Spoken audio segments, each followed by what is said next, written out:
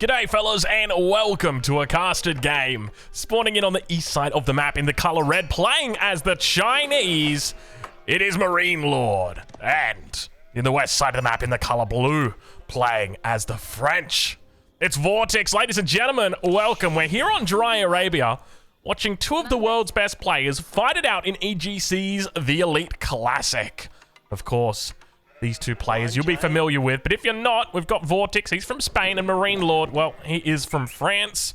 And these two players are going to be playing in a classic matchup, at least a matchup I call classic, one that's very close to my heart, and almost, I'd say, one that I really despise. I dislike this matchup so much. I remember climbing the ladder, playing this matchup against people, and just going, it's one of those ones where it just feels like you're at a huge disadvantage playing against the French, or at least it feels that way as the Chinese. I don't know, maybe I just always played the matchup wrong, but you know me, I love to play greedy, and the French, well, they love to punish it. So it's that classic case of knowing when to hold them and knowing when to fold them. So I'm going to be curious to see whether Marine Lord knows where to hold them or when to fold them today, because this matchup, as I said, it's a bit of a tough one. So will he look to go feudal? Will he look to go castle age? We'll be focusing on Vortex as well and seeing what he goes for. But I would be expecting that when it comes to Vortex, I mean, it's unlikely that we see him go for trade, but trade's not in a terrible spot here. I mean, realistically, the trade post, what do? You throw down the Chamber of Commerce here, and then you go for a market on the backside here.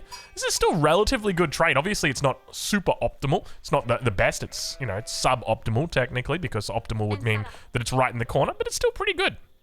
Now, of course, if you're watching this video, there's a good chance you're interested in Age of Empires 4, or maybe even in Age of Empires esports, and if that's the case, I encourage you to come check out EGC TV over on Twitch. We are going to be live 1 hour after this video gets posted onto Reddit. We're not posting to Reddit, but if we were, we'd be very angry. We'd be blacked out right now because I don't know if you guys use Reddit much. For me, I've used Reddit for probably daily for the last 10 years. It's been a huge part of my life. And it's starting to get to the point where that's probably not going to be the case anymore. With I don't know if you guys are aware, but they're basically the API. They made some changes on the back end, which is just going to destroy third-party apps. And you know, I use third-party apps because the native Reddit application is absolutely terrible.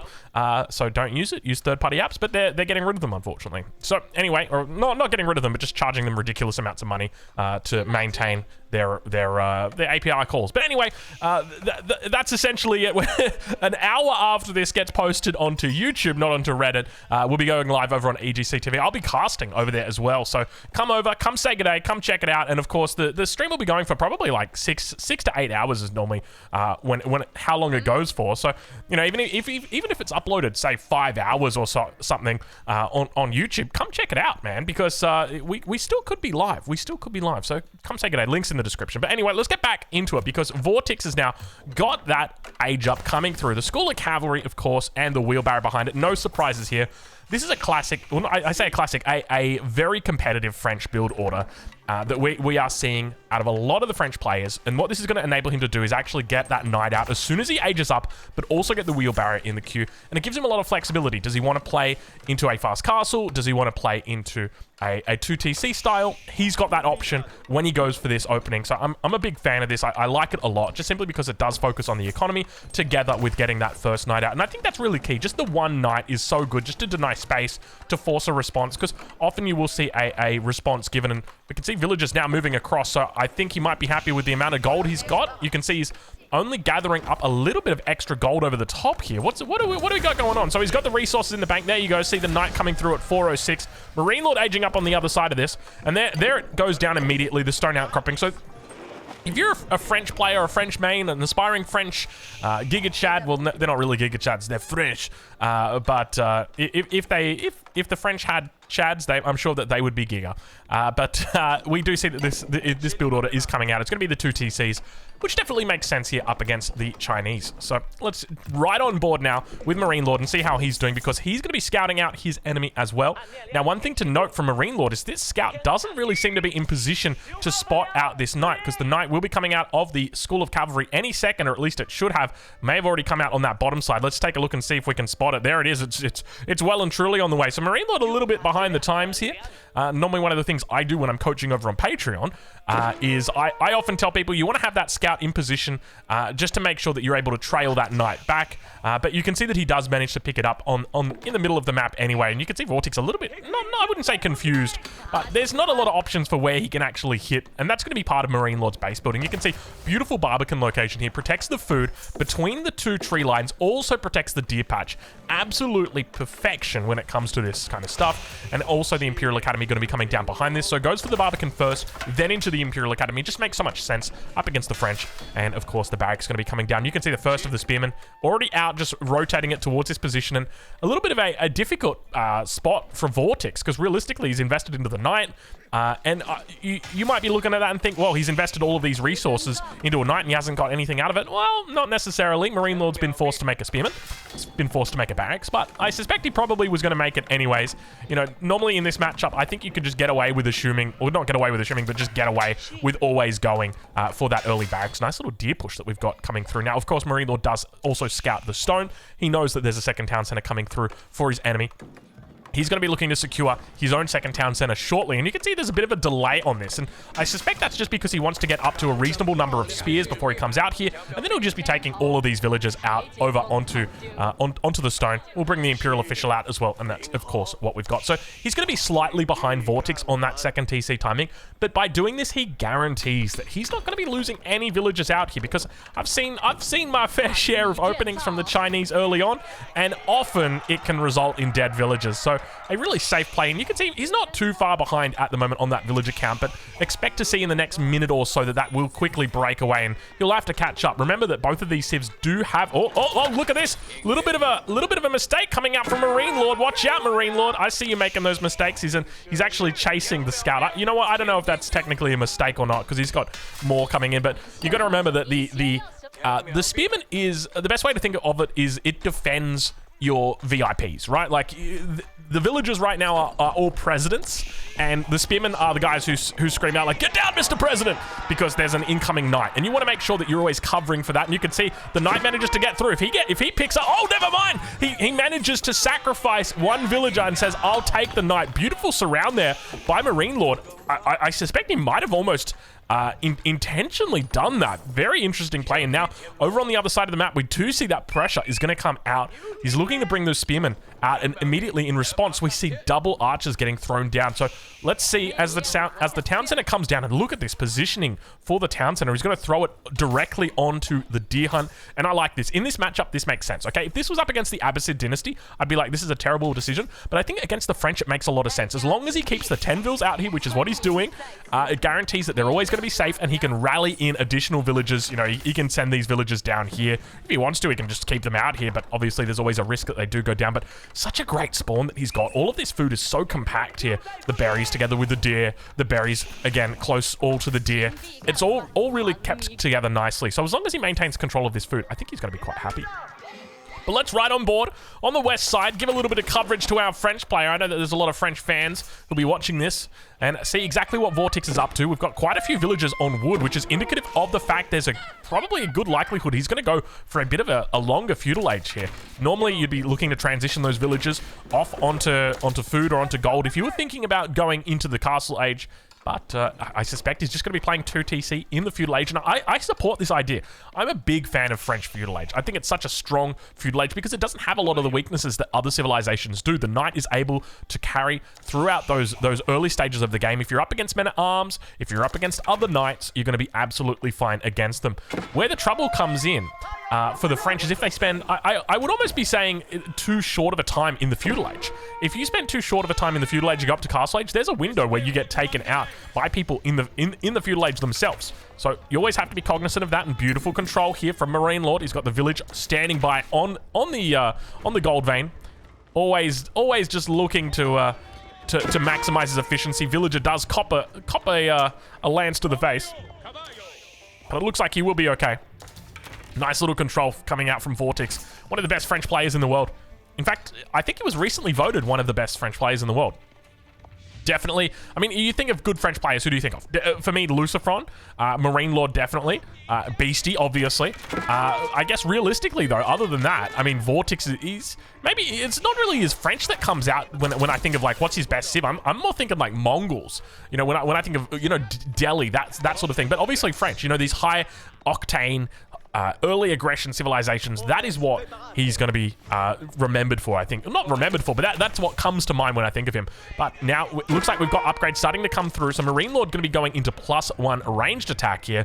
And on the other side, we see +1 ranged defense coming through for Vortex. And as we cross that 10-minute mark, I will throw you guys over so that we're going to have our resources per minute rather than our villagers on the resources, because we're starting to get those villager counts pretty high. 50 villagers against 47, so still pretty even Stevens at this moment. No sign of either player really looking to head to Castle Age, even though there's a little bit of gold stacked up for Vortex on that west side. I do suspect it'll probably just be coming in some additional upgrades, and you can see he's still yet to pick up Horticulture, still yet to pick up his specialized pick, though Marine Lord is now heading into Horticulture. Has he picked up his survival techniques? Indeed he has, so he's looking very healthy, very happy. No Imperial examinations just yet, but how many Imperial officials have we got? We've got 3 out for the moment. But decent-sized mass here coming out for Vortex. Marine Lord on the defense. He's going to be playing Jukunu and Spears. Now, this is something I always avoided when I played the French. I always felt that the best thing that you could do, and curious why he just didn't tap this wall, and I guess he was fearful of the archers. He's not too dependent on this wall getting up. But one of the ways I always loved to play this matchup was going and opening Spearmen and then Horsemen. I always felt that was really good, and it always got difficult when the French player started throwing in their own Spearmen. But now the defense coming through. Marine Lord looking at... Marine Lord! No! An uncharacteristic micro mistake. He cops a whole bunch of attacks to the front of his face. Now defends his base with utmost terror. But the numbers are still pretty decent for him here. Fortunately, the knight numbers aren't too crazy at this point. And I like the way that Marine Lord is still staying underneath his base, underneath the town center, fighting with that Barbican. Well, I say Barbican. I mean, technically it's a hand cannon emplacement, isn't it? It's not a Barbican emplacement. But working on that wood line, he's going to be careful. He's going to be chopping through in probably the next 60 seconds if he's not careful.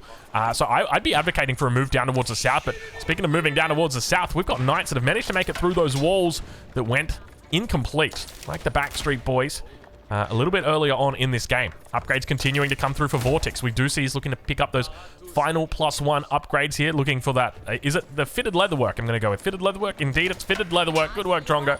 You're getting there, son. You're getting there. But there's definitely, I wouldn't say diminishing returns on Chukunu.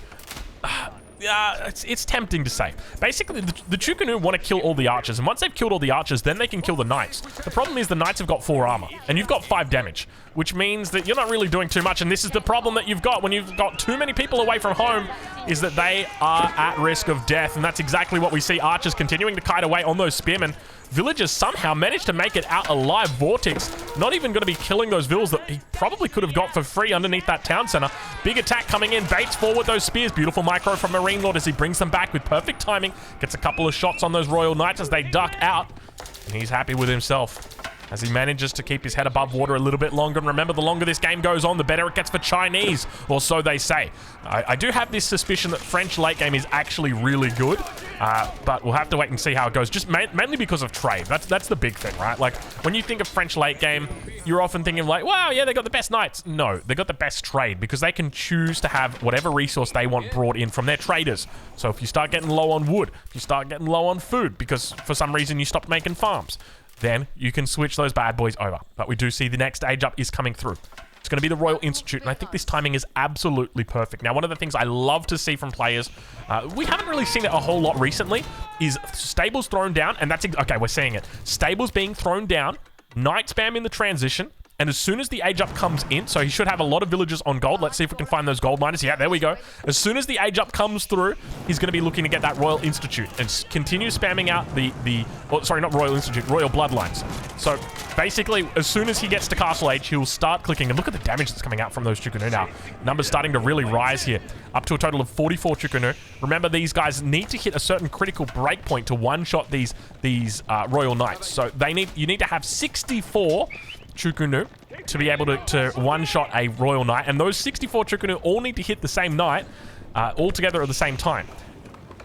It's a little bit tough. especially, it's going to get a lot tougher. You want to know why? Because once Castle Age comes through, you're going to click Royal Bloodlines, you're going to click your veterancy upgrades, and you can see that he's got the +2s coming through. He hasn't actually clicked Royal Bloodlines just yet, which is a bit of an interesting choice, especially up against the Zhuge-Nu. But you can see the timing now from Marine Lord, and we talked about this a bit earlier, that you've got to be so careful going up against a civilization that's happy to push you in the feudal age, because Marine Lord has put the pedal to the metal. I mean, behind this, the macro is not the prettiest. Marine Lord floating enough to go Castle Age right now himself, but he's pushing out before the upgrades start to come through. Is there a really weird window where Marine Lord pushes here and gets upgrades before his enemy? I don't think so when you're going for a clock tower that quick, but we'll have to wait and see, because the push has come out.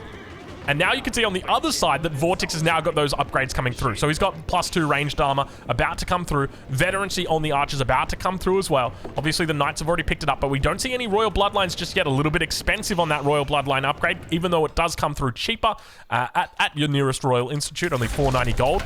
But the age up comes through. This could be disastrous for Marine Lord. He pushed out of his base, even though he had the resources to age up, and now all those knights going to be able to manage to get some charges off. We can see, despite the fight happening in the stealth forest, Marine Lord looks to try and keep it alive.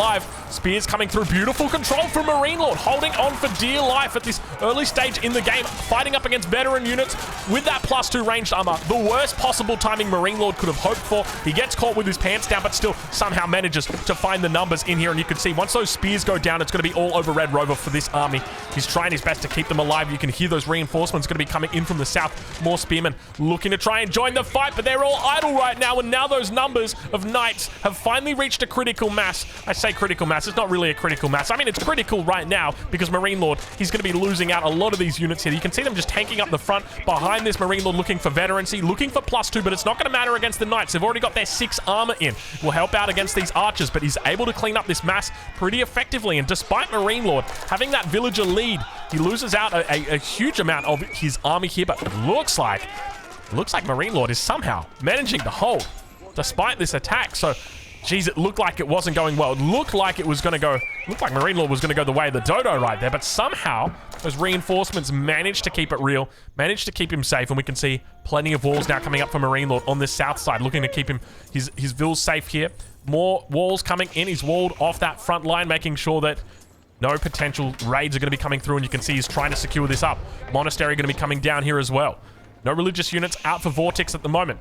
So Marine Lord might be the first. Let's check in the base and see if we've got a monastery up just yet. He's going to be throwing down a keep in the base. Beautifully built as well. You can see he's very much planned for this. The position of all of these buildings are perfect. So really well played here, but no monastery, which is an interesting decision. Spearman numbers a little bit low, if I'm honest.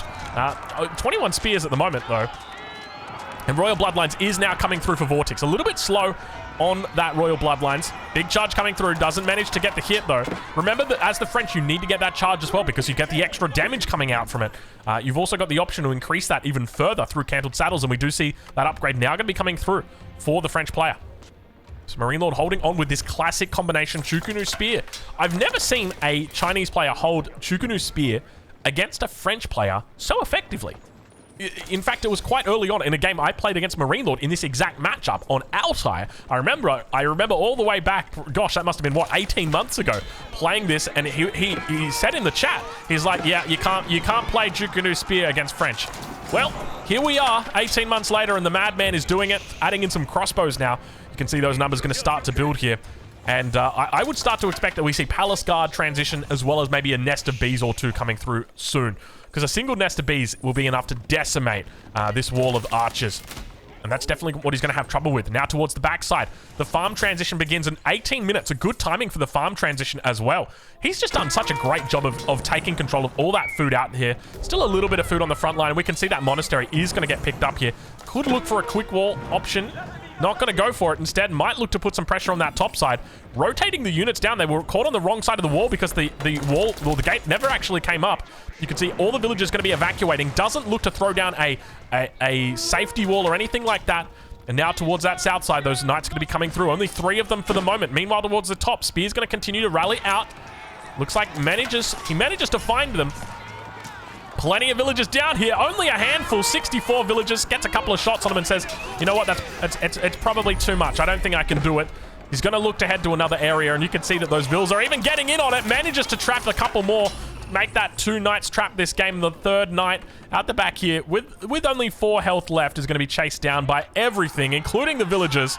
And it does eventually lose its life. Even though it's only got 4 health, remember it does have the option to heal, but he doesn't have chivalry just yet. Obviously an upgrade that's quite expensive, quite costly. Spear's going to get picked up on the front side, so nice little pick up here for Vortex. Villager count still in favor of Marine Lord, so he's managed to pull up a little bit of a Vill lead here. 13 villager lead.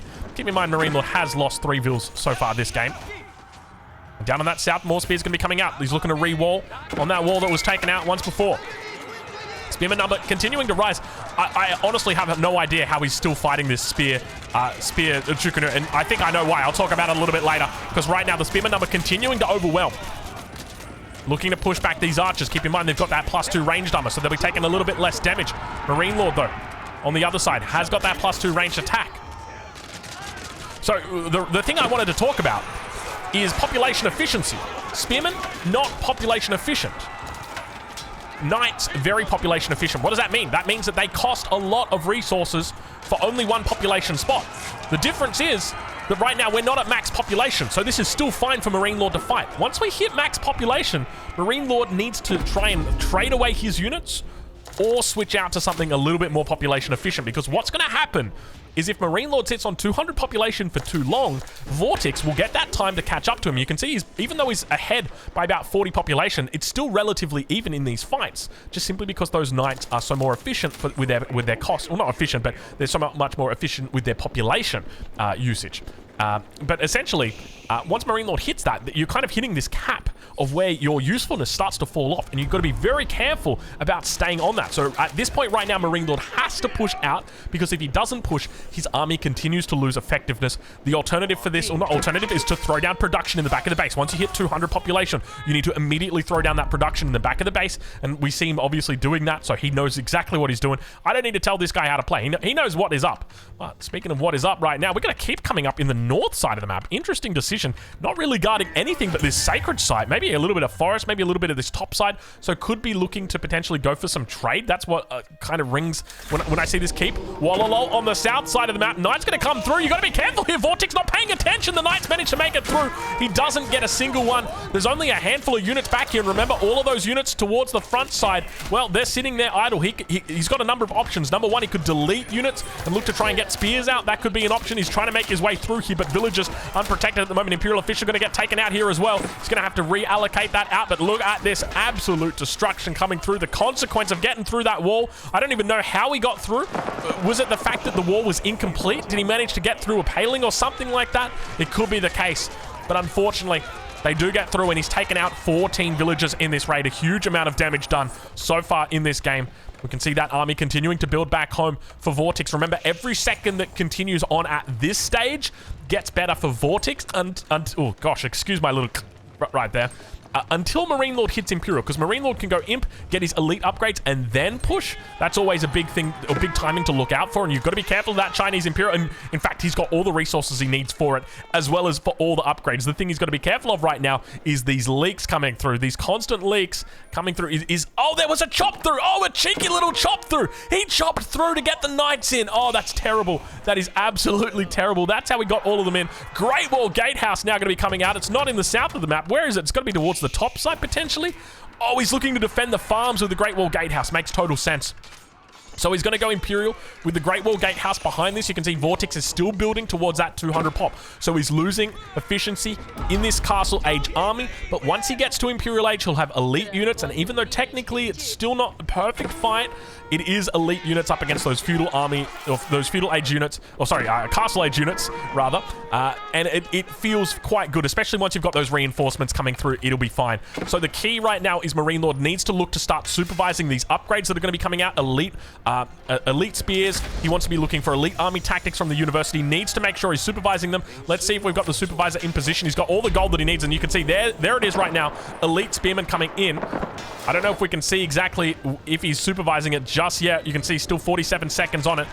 trying to keep these knights back, but unfortunately they do make it through, and this is going to delay the attack, because remember, Marine Lord wants to fight, and every second that he spends dealing with these cavalry in his base, these are costly seconds that he's not going to be able to fight. He wants to just push right now. That's the big goal for him, especially once he gets those elite upgrades. But look at this. It looks like the walls are going to be coming down. A couple of walls not going to be getting through. He's trying to get them up, manages to dance their way. They're looking to siege, but it looks like the knights make it through the top side, not pulling enough villagers to get the stone wall down, and Marine Lord making an uncharacteristic mistake. Meanwhile, in the middle of the map, we've got ourselves something big happening. I can smell it. You smell that, ladies and gentlemen? That is the smell of a palace of redness. I don't know where exactly it is. I would suspect it's going down in the middle. There it is. There it is. The red palace is coming out. So we see two Imperial Age landmarks that are known for their absolute insane amount of coverage that they can provide over an area. But it looks like this raid, once again, is going to get cleaned up, and now Marine Lord's going to enter this really hard part, and I hate this as the Chinese. It's where you're maxed out, 200, but you don't have siege, and you need siege. You want to know why you need siege? Because your enemy's got a red palace. And you don't have a way to deal with this. And now Vortex has bought himself time through these raids. The smartest use of raids to delay your enemy from attacking. You can see Marine Lord's got that score lead. And this right now was the period where Marine Lord needed to attack. This was his window to attack. And once Vortex gets Imperial Age, once those elite upgrades come through, you're fighting on an even foot. But not only that, you're fighting on an even foot against someone with a much greater efficiency than you. So these are key factors to remember in these larger fights that are going to be happening. So let's see, because the trades are going to start to get really good for Vortex once these knight numbers start to skyrocket. We can see up towards the north side, 3 relics have been picked up in that monastery. In total, he's got 4 relics in the bag, so Marine Lord doing well. Keep in mind, he's already got that Tithe Barns, but could move into pagodas here if he wants to. He's still technically in Song Dynasty, so doesn't have the movement speed from the Yuan Dynasty just yet. We can see Marine Lord looking to try and split the field at the moment. Instead of going after those sacred sites, is just going to be looking to go through the middle, which I definitely support. You just want to fight, and you just want to get in the enemy's base. I'd start, like, just start going for their farm, something like that. You need to get your units out here right now, and ideally start to transition into something a little bit more, a little bit heavier. You know, your palace guards, your fire lancers. Spears are fine as long as you're mass producing them towards that front, and you're just replacing them constantly in those big fights. But you really want to avoid massing them up in large amounts and then just leaving them. We can see Marine Lord now coming up towards this top side. Got the upgrades through on the horseman. He picks up elite horsemen during this fight. It's now going to continue on the way up here, and Marine Lord doing the right thing, looking to throw away these units, but at the same time looking just to cause these fights. And it's curious to me that he decided to head back home with the elite Shukunu. You can see he's got the elite upgrade, but no +3 just yet. No incendiary arrows either.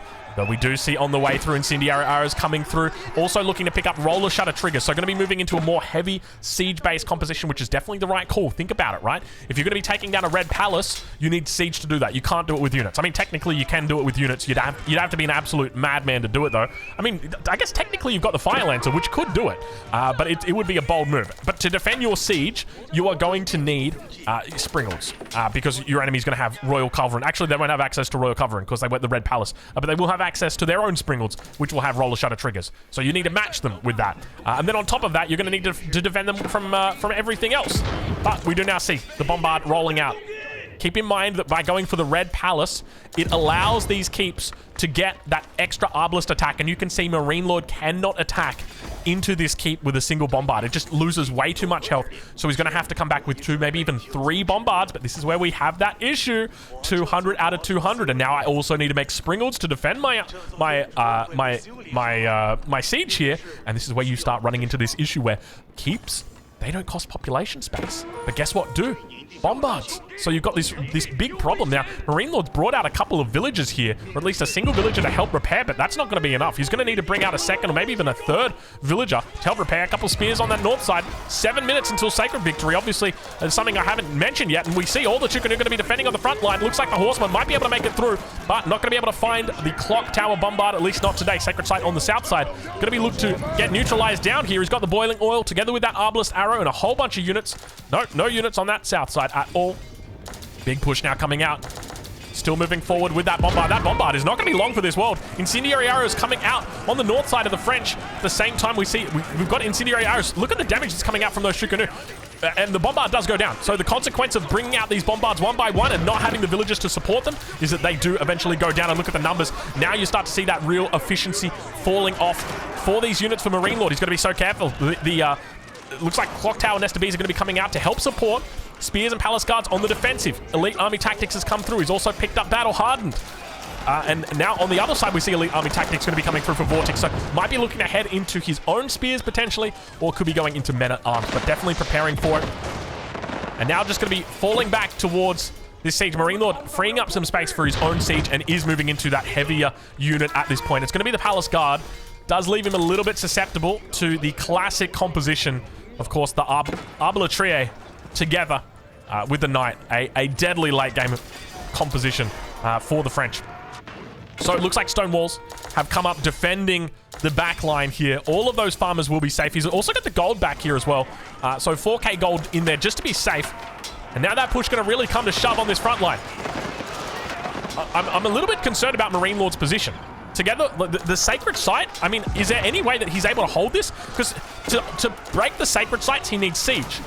But to have siege, he needs to protect them through Springles. And to do that, it's going to cost you population. And you can see that Vortex isn't even going into any kind of counter siege. Nesta B's getting some decent shots off. At the same time, Horsemen are going to be coming in on the south side. Not a lot here to defend the siege. You can see that it's going to be the Bombard helping out to try and take it. Managing to burn through those Clock Tower Nesta B's with the Horsemen. He manages to bring a couple more on the top side. Palace Guards continuing to get kited away. Arbalatrier doing a really decent job here. And Marine Lord holding on for dear life. Keep in mind that sacred site is ticking. We got 5 minutes to go. Behind this, more upgrades coming through. Vortex now picking up that final +3 upgrade. +3 melee armor has come through, losing out more Nesta Bees. Where's the production for Marine Lord? He needs more production on the front line. Finally throwing that production down. I tell you what, man, I'm looking at this fight. I'm like, there are no units here. Please tell me he's got his blacksmith upgrade. What's it called? Military Academy? Please. Okay, he's got it. Thank the Lords he's got it. Because that is the upgrade that he really needs right now to just keep these units pumping. Keep going to be coming down. He's got another 4 minutes and 30 seconds to go. But is it too late? Has he left the run too late? He's been throwing in bombard to bombard to bombard one by one, and another one going to be moving up and right-clicking on this keep. Marine Lord, did you not learn your lesson the first time that you sent the bombards in one by one, or the second time that you sent them in one by one? Additional keep going to be thrown up by Vortex here on the front line. Remember, these guys don't cost population, so they are just very efficient because you got to deal with them with population. That's the problem. Vortex actually going for a sacred site victory right now. Spamming out the units behind this. 29 Arbalatrier, 36 Horsemen. He is pumping in these units non-stop. Another bombard going to be going down. And you can see Marine Lord's in a little bit of a troubled time right now. Realistically, how do you stop this? I mean, you can try and contest the sacred site. The problem is you're just going to get absolutely shredded by the boiling oil together with the Arbalist in placement. And that mass continues to grow for Vortex. We haven't even seen trade this game, and he hasn't even needed it. There's still plenty of resources on the map. The gold vein in the center of the map now going to be contested. The Arbalist in placement is going to be held up for the moment. And Marine Lord's army, it just feels so small. It feels so small because he's got all of this siege out to try and deal with these keeps. And I start asking the question, you know, is Siege too weak? Is Siege too weak? I mean, you watch Beastie play, you'd say definitely not. But watching Marine Lord play at the moment, like, he's playing against Vortex with 100% units. Not a single Siege unit is made right now. I've got a feeling. I got a feeling, man. It looks really good. I mean, Vortex got a great setup here, playing the French. I think he timed it absolutely perfectly. Managed to survive the feudal push, managed to survive the Castle Age push, managed to force the Imperial push away from that timing. You know, he really kept him stuck in his base until he was able to come out and meet him with his own upgrades. And now he's stuck sieging down all of these buildings. And look at this, the queue at the moment. He's got a single counterweight treb.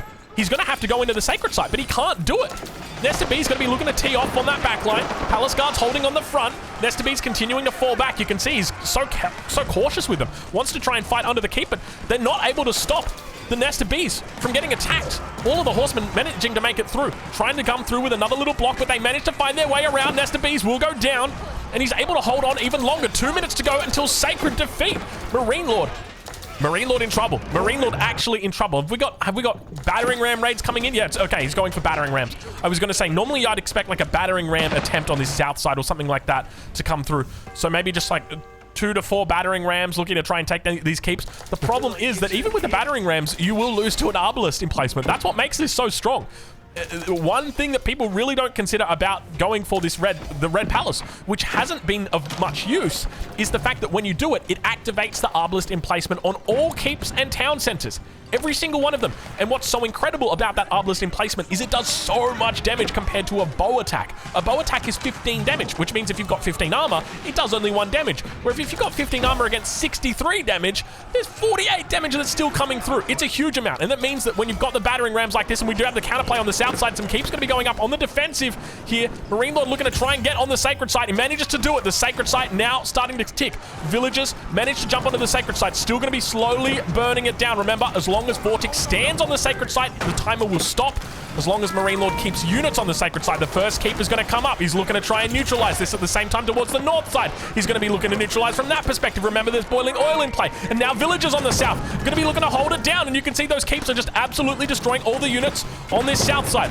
The sacred site is being held for the moment. Plenty of units down here up towards the north. It looks like Marine Lord is holding on, but look at this. Vortex has got the numbers. Villager count starting to drop. He's losing more and more and more. In the middle, there's nothing except for a whole bunch of units from Vortex. Keep looks like it might go down, but the sacred site is held for 1:17. We're holding out. We're holding out. The sacred site on the north looks like it's going to go down. I don't think there's a way Marine Lord gets back into this. Never mind, he's gone for a third keep on this sacred site in the south. He needs to just funnel in units down here, and we can see that Vortex realizes this. He is sending everybody down here, the whole kit, the whole caboodle, the kitchen sinks even coming down, and we resume our sacred timer. 1 minute until sacred defeat. But remember, he can still be held up.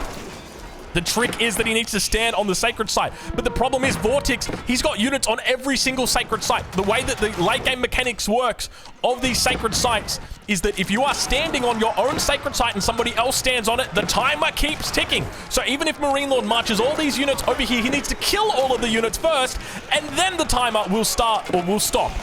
So he's got 33 seconds to kill all the units and then stop the timer. And even though he's got all these keeps, actually he's got a lot of keeps here, and these guys are taking out these units very, very quickly. The boiling oil helping out. More units going to be coming in. He's fighting all the way to the death. North side, not contested. South, middle, not contested. South side, completely contested. And all the villagers going to get pulled. I feel like I'm watching a Don Hardy game right now. 13 seconds to go. A single sacred site stands between Marine Lord and death. And indeed, it will be a Vortex victory today as Marine Lord taps out. An incredible game coming through from EGC's The Elite Classic. If you'd like to see more, check out EGC TV live over on Twitch. We're live right now. We'll be live for the next 6 to 8 hours, so come say good day, and we'll catch you guys in the next one.